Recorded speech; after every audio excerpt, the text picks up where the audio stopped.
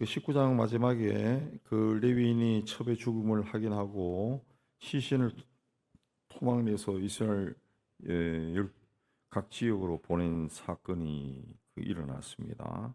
지금 뭘 보여주느냐 하면은 레위인이 자신에게 일어난 일을 부끄러워하기는커녕 그 온 백성의 마음에 적개심을 불러 일으킨 겁니다. 이 레위인은 뭐 19장에 나오는 것처럼 자기가 살기 위해 가지고 첩을 헌신짝 버리듯이 그 깡패들에게 내준 사람이죠. 그리고 그녀가 밤중에 돌아왔지만은 정말 이 레위인이 아내를 사랑하고 그래 했다 그러면은 이제나 저제나 하고 창가에서 돌아오기를 기다렸겠지만은 아마 편안하게 잠을 잔 걸로 봐요. 19장에 보면은. 그리고 아침에 그냥 종을 깨워가지고 이제 집에 가자 하고 나서다가 문턱에 걸려 있는 첩을 발견하고 그 시신을 집으로 데려가서 토막을 내어서 보냈다. 이건 그 문제를 해결하는 바른 방법이 아니죠.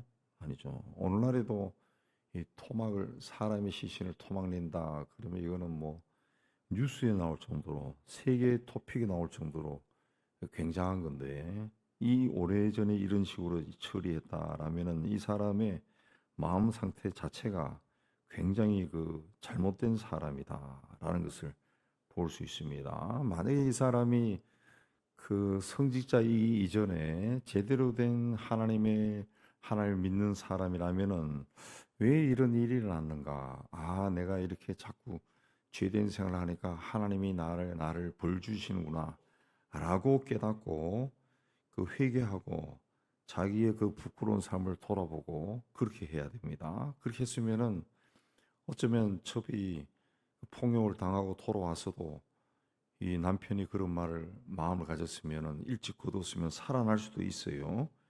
근데 그렇게 하지 아니하고 온 나라에 소문을 내니까 온 백성들이 미스바에 모였다 그랬습니다.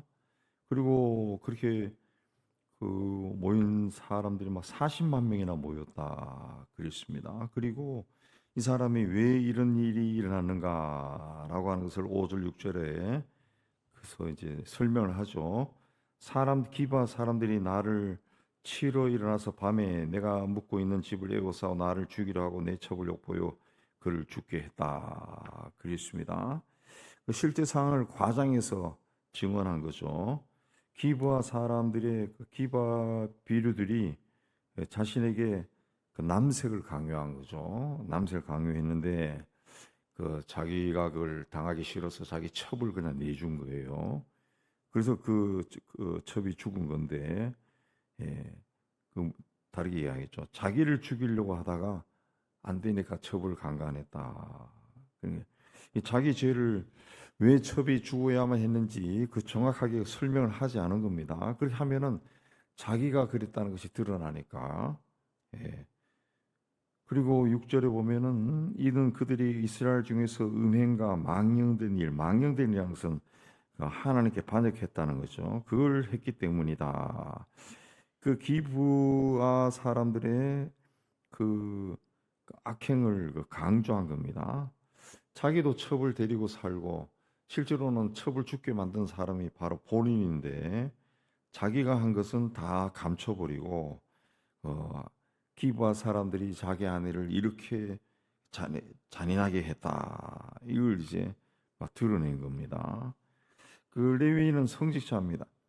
백성들 가운데서 그런 일이 일어나도 중재해야 되는 사 중재하고 화해시키고 어떻게 하면은 서로 전쟁이 나지 아니하고 서로 싸우지 않게끔 해야 되는데 그 신앙의 모범을 보여야 할 사람이 일반 사람도 하지 않는 그 일을 앞장서서 그런 일을 하는 겁니다. 그만큼 사사 시대가 타락했다는 것을 보여줍니다. 레위는 어쨌든 뭐 사람들이 그 사사 시대 사람들이 자기 생각이 옳은 대로 행하는 그런 시대라 할지라도 나름대로 평화롭게 살고 있던 백성들을 그 백성들의 삶을 그냥 막 뒤흔들어 버린 거죠. 뒤흔들어. 그래서 자기의 어떤 분노를 해결하기 위해서 자기가 원수를 갚기 위해서 다른 사람들을 선동한 겁니다. 다 선동한 거예요. 예. 선동하는 사람들을 이야기 들어보면 오늘날 우리 사회나 뭐 다른 데도 보면은 거의 대부분이 자기 욕심이 이루어지지 않으니까 선동하는 겁니다. 자기 뜻대로 할 수 없으니까 다른 사람들에게 막 옆집에 불을 지르는 거죠. 불을 지르는 거예요. 예, 그렇게 해서 막 자극시킨 겁니다. 이 레위 사람이 첩의 시신을 12조각 잘라서 온 나라에 돌렸다라고 하는 것도 사람들로 하여금 이게 뭐야 하게 해서 막 분노하게 만들고 적개심을 불러일으키는 악한 일이라는 거죠. 만약에 여호수아 이후에 사사들이 아니라 여호수아의 후계자가 나타나서 나라를 잘 다스렸다면 이런 일이 일어나지 않았을 겁니다. 만약 이런 일이 일어나면은 그 여호수아 시대만 해도 그 이스라엘 각 지파의 우두머리들을 모이게 하고 그렇게 해서 지혜롭게 해결했을 겁니다. 그러나 사사 시대는 모든 사람들이 자기가 옳다고 생각한 대로 행동한 시대입니다. 인간이 아무리 옳다고 주장해도 그 인간의 옳다고 주장하는 것은 다 자기 생각입니다. 자기의 어떤 이해관계에 따라 가지고 이게 옳고 그르다 그렇게 판단하는 것이지 다른 사람의 입장에서 이게 옳다, 옳고 그르다 그렇게 판단하는 경우는 거의 없어요. 다 자기 생각에 그렇다라고 하는 거죠. 결국 잘 해결할 수 있는 일을 이 사람이 만약에 이스라엘의 지도자들에게 하소연해 가지고 지도자들이 모이게 했다 그러면은 그런 일을 행한 직접적인 당사자들만 벌 주고 끝났을 수도 있어요. 근데 자기 첩의 시신을 12조각 내 가지고 온 나라에 분노를 막 일으키고 난리가 난 거예요. 그 결과 한 5만 명이 죽어버린 겁니다. 5만 명이 죽은 거예요. 그래서 이것을 그렇게 막 선동을 하니까 8절 11절에 보면은 사람들이 이런 일을 한 사람은 기부한 사람들 보복하자. 그런 일을 결정을 내립니다. 3절에 보면은 베냐민 사람들도 온 이스라엘 백성이 모였다라는 소식을 들었다 그랬습니다. 자기 지파를 제외하고 다른 지파가 다 모인 겁니다. 그러니까 이 재판하는 법도 틀린 거죠. 재판은 양쪽 당사자 이야기를 다 들어봐야 되는데 한쪽 사람 말만 듣고 막 흥분한 겁니다. 또 한쪽 사람이 어떻게 했어요? 아주 질이 나쁜 방법으로 사람들이 분노를 유발했죠. 사람의 몸을 시신을 막 토막을 내 가지고 돌린 거예요. 그러니까 흥분할 수밖에 없죠. 흥분하서.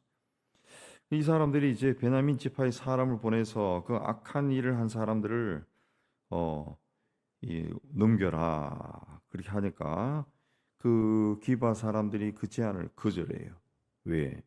미스바에 모인 사람들이 자기들을 배제한 채 결정한 것이기 때문에 자기들이 생각했을 때 이건 부당하다. 자존심도 상하고 그래서 거절합니다. 자기들도 아마 그 불량배들 자기 족속의 불량배가 누군지 알고는 있었을 거예요. 그렇다 해서 자기들 배제하고 다른 사람이 다 모여가지고 이 일을 결정하는 것에 대해서 자존심이 상한 거죠. 그래서 결국 내전이 일어나는데 그 베냐민 지파가 모인 사람이 15절에 보면은 2만 6,700명이다. 그랬습니다. 2만 6,700명이고 나머지 사람들은 11개 지파가 모이면 한 11개 지파니까요. 4만 명만 모이도 40만 명이 40만 명. 그렇게 해서 전쟁을 하지만은 두 번의 전투에서 그 연합군이 다 패배하고 연합군이 3만 명이 죽었다 그랬어요. 이 연합군이 전쟁에 나가기 전에 하나님께 물었습니다. 그래서 하나님이 올라가서 쳐라 그랬어요. 근데 나가서 패배했습니다. 그리고 세 번째에 승리하고 이제 응징을 하게 돼요. 왜 이런 일이 일어났냐? 왜 일어났냐? 이들이 처음에 그 하나님 집에 올라가면서 누가 먼저 올라가서 베냐민 자손과 싸울까요? 하고 하니까 그 하나님이 유다 지파가 올라가라 그렇게 말했습니다. 유다 지파. 그래서 첫 번째 전투에서 패배했어요. 두 번째 나갔을 때는 23절에 보면은 하나님 앞에 나가서 울면서 저물도록 울면서 내가 다시 나아가서 내 형제 베냐민 자손과 싸우리까 하니까 여호와께서 말씀하시고 올라가서 쳐라 그랬습니다. 예. 첫 번째와 두 번째 또 뭔가 다른 것이 별로 없어요. 예. 그만 좀 다른다 그러면은 우리 중에 이 18절에 우리 중에 누가 먼저 올라가서 베냐민 자손과 싸우리까 했고 23절은 내가 다시 나아가서 내 형제 베냐민 자손과 싸우리까 그렇게 이야기했습니다. 좀 달라졌다 그러면은 베냐민을 이야기할 때 그냥 베냐민 자손 했다가 두 번째는 내 형제라고 말이 좀 붙었죠. 그리고 조금 다른 것은 또 보면은 첫 번째는 18절에 누가 먼저 올라가서 싸우면 됩니까? 그렇다면은 23절에는 내가 다시 나아가서 내 형제와 싸울까요? 조금 달라진 거예요. 조금 달라진. 근데 이걸 이제 심리적으로 이제 파악하면 뭡니까? 처음에는 빨리 이 녀석들을 때려잡고 싶은 거예요. 때려잡고 싶은 거예요. 그래서 누가 먼저 올라가면 될까요? 이렇게 이야기한 거죠. 누가 먼저. 하나님께 묻긴 물었지만은 자기의 뚜렷한 생각을 주장한 거죠. 우리가 가서 때려잡으려고 그러는데 누가 먼저 가면 될까요? 이렇게 이야기한 거죠. 그랬다가 이제 2만 2천 명이 죽어버렸어요. 2만 2천. 예. 그다음에 두 번째는 그 울면서 자기들이 정당한 일을 했는데 왜 이런 일이 일어날까 해서 울면서 하나님께 여쭤서 내가 다시 나가서 내 형제와 싸울까요? 그렇게 이야기한 겁니다. 그러니까 이 첫 번째 누가 먼저 하나님에게 예 아니오를 선택하라는 거죠. 선택하는. 예. 두 번째도 마찬가지입니다. 내가 다시 나가. 내가 할까요? 이렇게 이야기한 거죠. 첫 번째나 두 번째나 누가 먼저, 두 번째는 내가 먼저. 그렇죠. 다 하나님이 아니라 자기 입장을 강조한 거죠. 자기들 이 그렇게 해서 또 사람이 또 18,000명이 또 죽어버렸어요. 그렇게 하고 난 다음에 이게 뭔가 잘못됐구나 해서 26절에 모든 백성이 베델에 올라갔다. 베델에 올라가서 울며 저물도록 금식하고 번제와 화목제를 하나님께 드리고 여호와께 물으니라. 그때는 하나님의 언약궤가 거기 있었고 20절 보면은 그때 비로소 하나님의 언약궤가 거기 있었다. 그랬죠. 언약궤. 하나님의 임재의 상징, 하나님 앞에 섰다는 거죠. 그리고 아론의 손자 엘라셀의 아들 비나스가 그 앞에 모시고 섰더라. 제사장 앞에 선 겁니다. 예. 그리고 거기서 물은 거예요. 다시 우리가 다시 나아가 내 형제 베냐민 자손과 싸우리까 말리까. 그러니까 여호와께서 올라가라. 내일은 내가 그를 내 손에 넘겨주리라. 그랬습니다. 그 세 번째는 그 하나님 앞에 처음에는 그냥 군대들끼리 모아가지고 누가 먼저 올라갈까요? 하고 패배하는 거는 내가 먼저 갈까요? 두 번째. 세 번째는 제단에 모여가지고 제사장이 제사를 드리고 오늘로 하면 예배를 드리면서 울면서 금식하고 하나님 왜 이런 일이 자꾸 일어납니까? 뭐 그런 기도했겠죠. 그때 이제 하나님이 올라가라. 내일은 내가 그를 내 손에 넘길 것이다. 그랬으며 첫 번째, 두 번째 보면은 이 사사시대 특징이죠. 이스라엘 백성들이 그냥 습관적으로 하나님을 찾은 겁니다. 문제가 일어났을 때 어떻게 하면은 제일 좋을까요? 하나님 지혜를 주세요. 뭐 이런 식의 한 게 아니라 빨리 문제를 해결하고 싶은 거예요. 전쟁에서 저놈들을 다 박살을 내고 싶은 거예요. 그래서 누가 가면 될까요? 예, 이렇게 물었어요.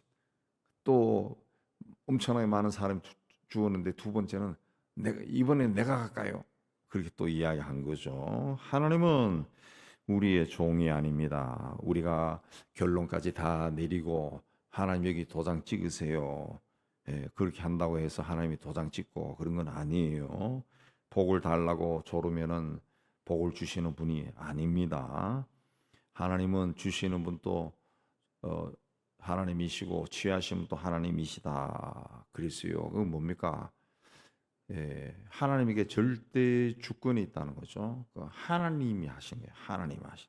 그 세 번째는 하나님이 나간 거죠. 하나님 앞에 정식으로 절차를 갖춰가지고 늘 하나님 앞에 나갈 때 어떻게 했는가 절차를 갖춘 거예요. 제사장이 있고 언약궤가 있고 제사를 드리고 번제를 드리고 화목제를 드리고 기도하고 그렇게 나갔다는 거죠. 그렇게 해서 이제 전쟁에서 이긴 거예요. 전쟁에 이겼는데 왜 하나님이 이런 그 베냐민 지파를 이렇게 거의 몰살시키듯이 하는 이 전쟁을 그 허락을 했는가 하면은 하나님은 죄를 싫어하는 분, 죄는 심판하는 분입니다. 베냐민 지파도 하나님이 사랑하는 지파고 훗날 베냐민 지파에서 왕이 나오죠. 사울 왕이 나오는 정도로 정말 뛰어난 지파고 그렇지만은 그리고 야곱의 아들들 중에서 야곱이 제일 사랑했던 아들이 베냐민인데 그런 지파라 할지라도 죄를 지으면은 하나님은 거기에 대한 응당의 벌을 내린다. 그건 하나님이 세상을 창조할 때부터 세워놓은 원칙입니다. 질서예요. 그래서 아담과 하와가 죄를 지었을 때도 심판하고 에덴 동산에서 쫓아냈어요. 쫓아내버린 겁니다. 아무리 사랑해도 죄에 대한 대가는 치러야 되는 거죠. 그리고 베냐민 지파에서도 베냐민 지파가 결과적으로도 그 자신들의 안에 있는 불량배들이 그런 나쁜 짓을 했어요. 근데도 그들을 우리가 남이가 하면서 옹호한 거죠. 품어준 겁니다. 만약에 베냐민 지파가 어떻게 이런 일을 해가지고 나라를 소란스럽게 하냐? 누가 그렇게 했냐? 찾아내라. 그래가지고 자기들 자체 중에서 어저께 그 집에 가서 그런 짓 한 놈들이 이놈들입니다라고 찾아내가지고 응징했다 그러면 거기 합당한 죄를 저지르게 했다 그러면은 예를 들어 뭐 채찍질을 한다든가 뭐 감옥에 좀 몇 개월 가둔다든가 뭐 이렇게 했다 그러면은 오히려 이 레위 사람이 행한 짓이 악한 짓이다 라는 것이 드러났을 거예요. 그럼 레위 사람이 오히려 그 벌을 받았을지도 모릅니다. 근데 베냐민 지파가 죄를 지은 사람을 끝까지 싸워 돌다가 지파가 몰락할 정도로 그런 지경에 이르러 버린 겁니다. 망하는 길에 들어선 겁니다. 그 나라가 망할 때나 사회가 망할 때나 뭐 작은 공동체가 망할 때나 심지어는 교회가 분란이 생겨서 교회가 막 무너지고 막 그렇게 할 때 보면은 그 특징이 뭡니까? 우리 살아오면서 다 보지만은 끼리끼리 감쌉니다. 끼리끼리. 아무리 저 사람이 상식적으로 봐도 잘못한 건데 우리 편이면은 그게 무슨 잘못이야? 뭐 이렇게 나가는 거죠. 그거는 이제 망하는 징조죠. 이렇게 해서 망하겠구나. 그렇죠. 특히 나라에서 그런 일들이 자꾸 일어나면은 이 나라가 망하겠네. 이런 것을 이제 하나님이 보여주는 겁니다. 그래서 하나님의 백성들은 절대로 좌로나 우로나 치우치지 말고 하나님의 법을 따라가야 돼요. 하나님의 법을 따라. 하나님은 죄를 싫어함. 우리가 아무리 이전에 하나님을 사랑하고 하나님께 열심을 내고 전도도 많이 하고 나를 통해 구원받은 사람이 많이 나타나고 수많은 사람이 막 살아나고 그렇게 했다 할지라도 막판에 내가 죄를 지으면은 그 죄값을 치르는 거예요. 죄값 치르는 거예요. 베냐민 지파는 불과 600명만 남기고 몰살당했습니다. 몰살당했습니다. 이스라엘 지파 연합군 전사자는 3만여 명이고 베냐민 지파는 2만 5천 명 정도, 5만 5천 명이 죽었습니다. 왜 죽었습니까? 에브라임 산지 구석에 살던 어떤 레위인 때문에 일어난 일입니다. 어떤 레위인. 근데 성전에서 하나님 일을 해야 될 사람이 사회가 타락하니까 사람들이 성전에 나가 예배도 드리지 않고 하니까 먹고 살 길이 없어가지고 구석구석까지 숨어가지고 겨우 풀칠을 하다. 예. 그러면서도 세상 욕심은 다 가지고 살다가 그가 뿌린 죄의 씨앗으로 인해 가지고 나라가 망해버려.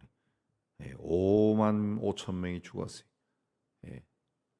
5만 5천 명이. 몇 명만 죽어도 난리가 나는데 5만 명이 넘는 사람들이 죽었어요.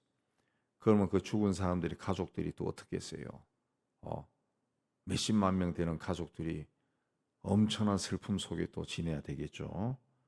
이렇게 죄가 무서운 겁니다. 레위인은 자신의 잘못을 깨닫고 회개하고 하나님 내가 이렇게 살아서는 안 되겠네요.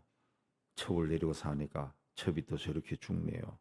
그걸 굉장히 부끄러워하고 돌아갔으면 아무 일도 없었을 거고 또 베냐민 지파의 불량배들도 그런 짓거리를 안 했으면은 조용했을 건데 그 둘 다 자신의 욕망을 채우려고 하다가 자신의 어떤 복수심에 불타가지고 첩의 시신을 토막내어서 온 나라에 분노를 불러일으켰.